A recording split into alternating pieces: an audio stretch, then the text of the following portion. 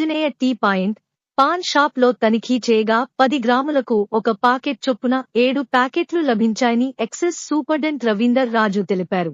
Kamareddy excise SHO Vijayakumar ఆదేశాలతో విచారించగా తాను నిజామాబాద్ లో ఆటోనగర్లో ఉండే ఫరీదా బేగం వద్ద తాను కొనుగోలు చేసి తీసుకువచ్చారని తెలపడంతో వెంటనే నిజామాబాద్ కు వెళ్లి ఆటోనగర్లో ఫరీదా బేగం ఇంట్లో తనిఖీ చేయగా 3 కిలోల 480 గ్రాముల గంజాయి లభించింది. ఈ గంజాయిలో 2 రకాలు ఉంటుందని, ఒకటి శీలవతి ఎక్కువ ధరకు విక్రయించడం జరుగుతుందన్నారు.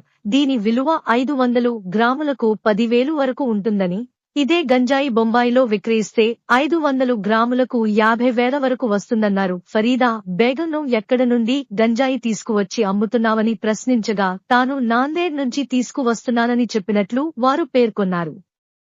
ఎక్సైజ్ శాఖ కమిషనర్ కమలహాసన్ రెడ్డి ఆదేశాల మేరకు యువత వీటి వల్ల ఎక్కువగా నష్టపోతున్నారని, వీరిపై ఎన్డీపీఎస్ యాక్ట్ ప్రకారం కేసులు నమోదు.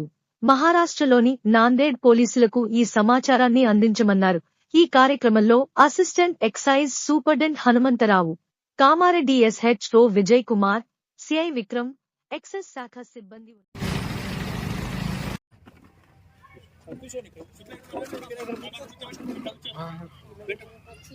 ठीक है, मुझे मालूम है, बैठिए आप।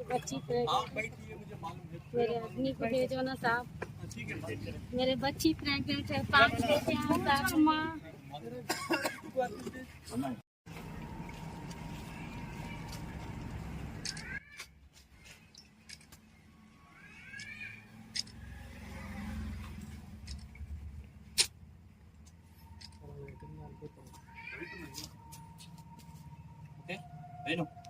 రవీందర్ రాజు, నేను ఎక్సైజ్ సూపరింటెండెంట్ ఆఫ్ కామారెడ్డి.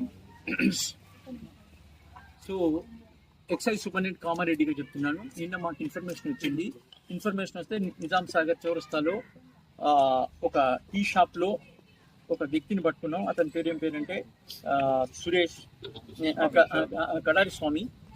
అతని దగ్గర నుంచి ఓన్లీ 70 గ్రాముల గంజాయి దొరికిన తర్వాత అతడిచ్చే ఇన్ఫర్మేషన్ ప్రకారము నిజామాబాద్లో ఆటోనగర్లో ఉంటున్నటువంటి ఫరీదా బేగం దగ్గరికి వెళ్ళాము. ఆమె దగ్గర 3.5 కిలోలు దొరికింది. సో మొత్తం కలిపి ఆమెను అడిగితే దీనికి మూల కారణం ఎక్కడ నుంచి తీసుకొచ్చినావు నువ్వు అని అడిగితే నాందేడు మహారాష్ట్ర అని చెప్పింది. దాని గురించి కూడా మేము అక్కడికి ఇన్ఫర్మేషన్ ఇస్తాము. ఇది ఎస్హెచ్ఓ కామారెడ్డి లిమిట్స్లో జరిగిన కేసు. ఇక్కడ నుంచి మేము ఫర్దర్ ఇన్వెస్టిగేషన్లో కామారెడ్డి టీమ్ అయినటువంటి ఎస్హెచ్ఓ విజయ్ కుమార్ మరియు ఎస్ఐ విక్రమ్ అందరు కలిసి ఈ యొక్క కేసులు పట్టడం జరిగింది. ఇది మీద కేసులు బుక్ చేయడం జరిగింది.